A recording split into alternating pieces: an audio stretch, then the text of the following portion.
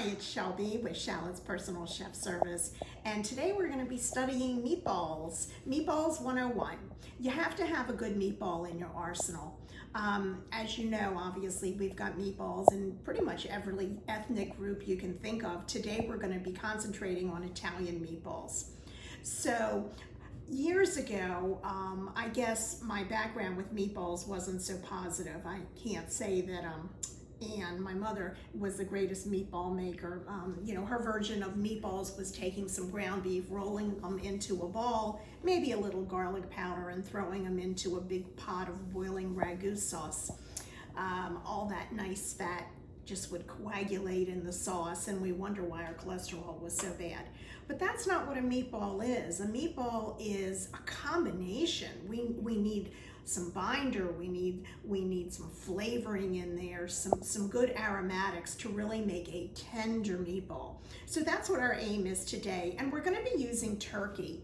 Now, I will tell you that I was not a fan of ground turkey for many, many years. My first experience with a turkey meatball was none too pleasant when I bit into a bone shard. And I want to say it took me a good 10 or 15 years before I would brave it again. But nowadays it's a staple. We all use it. So what we're going to do is we're going to start out and we're going to actually half this recipe. This recipe really makes a lot, which is great, because meatballs freeze beautifully, and we'll talk a little bit more about that later.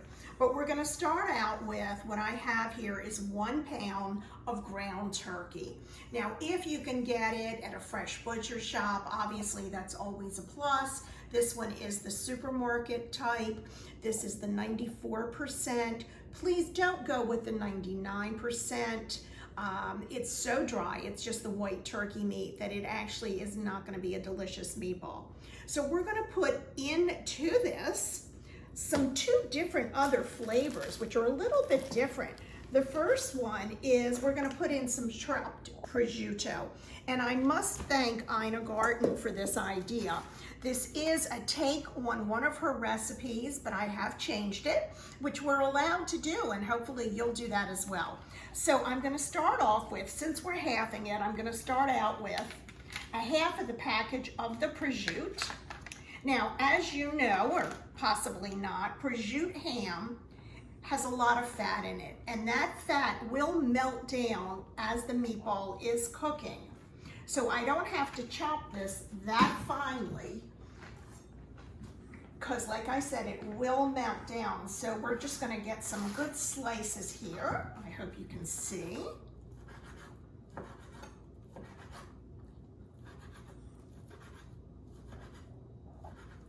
A little bit finer than that, I think. So now we'll go into it a little more aggressively.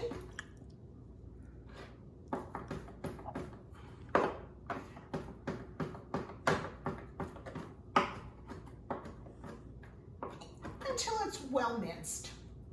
Okay. Hands have been washed, because meatballs, definitely something that you do want to use your hands to combine. So we've got the meat. The ground prosciutto ham. Obviously, this recipe might not be for everyone. You can eliminate that, although it is relatively, or not relatively, it is rather tasty. The next thing we're going to do is add an Italian turkey sausage. You can use a mild or you can use a hot. Now, I tend to have a relatively mild palate, but I do like to have a little bit of zip in my meatballs. So I am going to use a hot Italian. I particularly do like this brand, this Gianelli. It is readily available at Wegmans. I don't know who else carries it, but I have no problems getting it. In fact, there's always some in my freezer. Now, you're going to peel it and take the skin off of it. You can just slit it and it should come through. And then with your hands, you're going to crush it, and then we're gonna give it a good mix in. And for the half recipe, I am gonna use about 2 of these sausage. It will give a little bit of a fennel flavor. Now, I happen to know my sausage, and this one is not, even though it says hot, it is not a crazy, crazy hot sausage flavor. If you're using one that is spicier, just keep that in mind. So I'm going to move this over. Now these skins I would dispose of in the trash can. They're not great in a garbage disposal. They can really get caught. The next thing we're gonna do is let's just give this a good mixing in before we add our next ingredients. Because you don't want to have that sausage in clumps. The whole idea is to blend it into your mixture. Okay, pretty good. I'm going to give my hands a quick rinse. You'll come back to me to the sink for a minute. And the next thing we're going to do, I love doing this in the food processor. It makes it fast, it makes it easy. So in my food processor right now, I have some fresh Italian leaf parsley, and I also have some fresh basil leaves. I was lucky enough that I was gifted some fresh basil, so let's certainly take the opportunity and use it. So let's give it a quick pulse. You know how I love my food processor.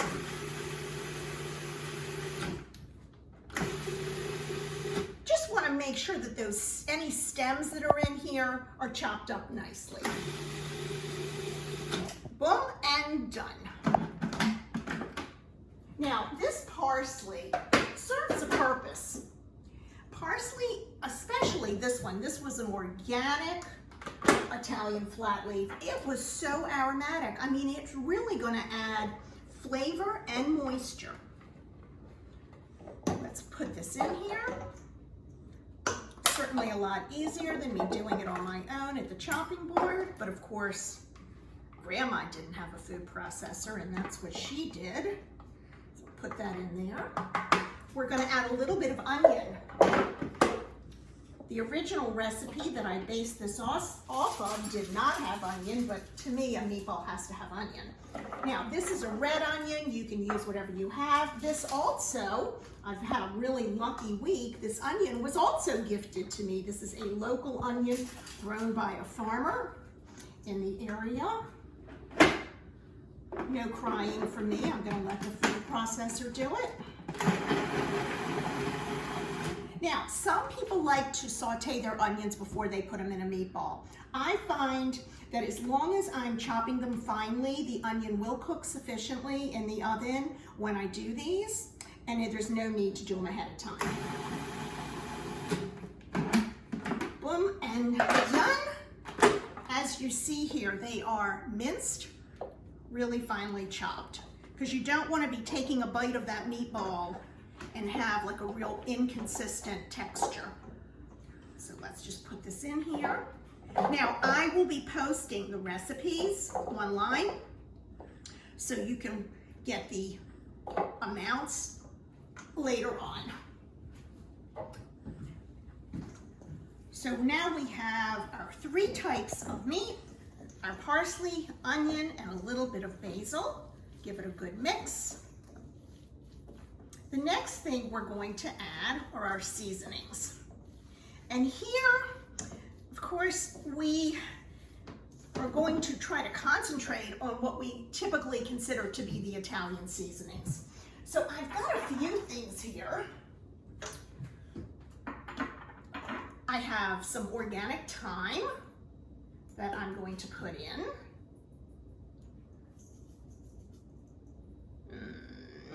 Ta-da! And I am going to put in some oregano. Need to have that oregano in there. I happen to have some herbes de Provence, which is a combination of the French herbs. Okay, a little crossing the border. We're going to throw some of these in. Gives a nice flavor. You could put in some rosemary, some marjoram. Now, I happen to know, like I said, I know my sausage. And I know that it is not, even though it says a hot sausage, it's not a real hot sausage. And I actually like a little zing in these meatballs.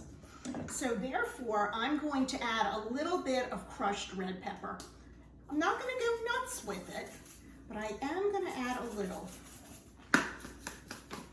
I'm going to add some black pepper. And for those of you that know me, know I'm still fighting with my peppermill. And I'm going to add some garlic, chopped garlic. And I'm not using a tablespoon, I'm using one of my regular household spoons, but I've got about a tablespoon. If you like them garlicky, then put in more, or actually, if you want, you can even sprinkle in some garlic powder. I'm not big on garlic powder. It can be really intense and pungent, but in this case, I actually don't mind sometimes. Some Parmesan cheese. Now, this once again is optional. If you're not comfortable mixing a cheese product in here, then don't use it. Just remember your cheese has salt. Monitor your salt. If we're going to add the Parmesan, then we are going to be careful with the salt because we already have the sausage, which is salty, and the prosciutto, of course, which is very salty. But we are going to put some grated Parmesan in here. And now we're going to go to our egg. The original recipe called for 2 extra large eggs, and that was double what I'm making. Now, I don't know about you, but I tend not to keep extra large eggs in the house. My go-to are just standard regular size large, which is really a large egg, they call it. So I don't generally have that, and I'm not gonna buy that just for meatballs. So we're gonna use, since we're halving it, we're gonna kind of fudge this a little bit. I'm gonna use 1 whole, let's put that in here. And I'm gonna use 1 egg white. Whoops, fell in, not a big deal. Let's pick it out. Mix this in. And then the last thing we're gonna mix in is our crumb. Well, next to last is our crumb. I like a fresh bread crumb in this, not a panko and not a dried bread crumb. So what I've done is I like this Tuscan half loaf. I put it in my food processor. I made nice fresh crumbs. It helps hold the moisture as opposed to a dry crumb. Now, that's not a hard and fast rule. If you want to use your dry crumbs, you can. I do like the fresh better. I'm gonna put in, I'm gonna judge it. It is gonna be about approximately 1.5 cups for the half recipe. But you know what? You can't always do exact. So let's give a mix and we're kind of gonna see. And then the final thing that we're gonna add, and once again, you have an option here. We need some liquid. So I'm gonna add a little bit of water. Just like if you're baking a hamburger on the grill, you might wanna put an ice cube inside. Let's add a little bit of water to this. Some people add milk. That's up to you, but I'm gonna add water. And this is gonna give a nice fluffy meatball. To finish it off, because remember, we are using turkey, which is dry, we're gonna put in a little olive oil. And that's it. Mix them up, but we don't want to overmix them. You want to keep some light, airy fluffiness to it. And if it seems dense, then I do want you to add a little more water. It will tend to be a little sticky. It'll feel a little stickier than you think it should. But once it's cooked, it's fine. If you want to fry them, you're more than welcome. But what I do is I like baking my meatballs. I put about 375, about 17 minutes. Remember, you're going to use your thermometer. And if you remember, that thermometer was going to be at 165. So let's throw on a few meatballs. You can obviously make them whatever size you like. Small cocktail or larger ones, that's up to you. You know how to make a meatball. Don't sit there and press them. Let them stay airy. Okay, I'm gonna just do that because you know how to make a meatball. Let me show you what they're gonna look like when they come out. Quick rinse.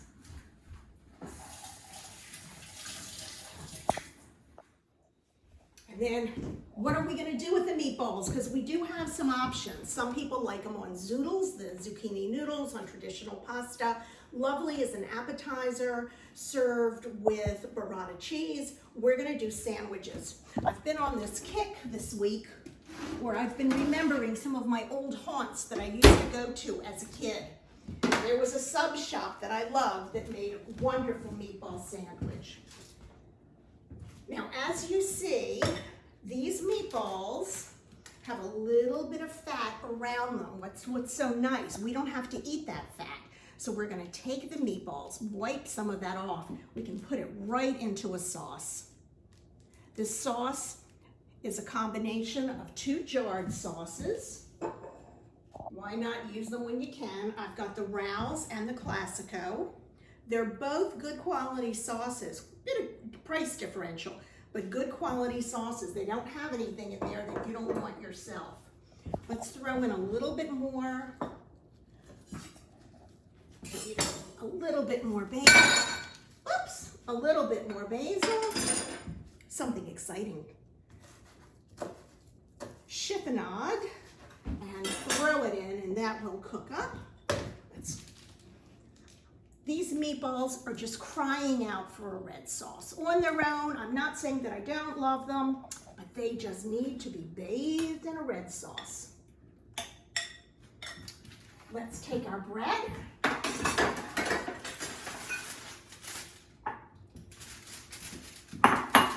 Now what I did is I made a pocket in the bread, kept a little bit of it.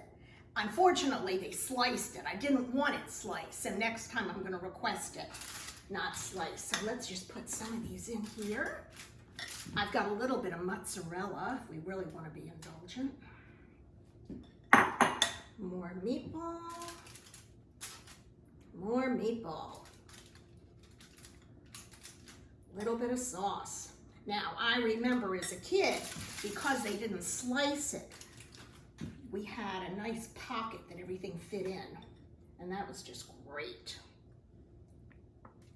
Close it up, and then you take a little bit of this bread from the middle, give it a dunk, stuff it back, wrap it up, put it in your nice hot oven till that cheese gets all nice and gooey, and enjoy yourself a great meatball sandwich. So I hope you've enjoyed, and I hope you'll splurge a little and join me in a great meatball sub, and I'll see you next time. Remember to subscribe.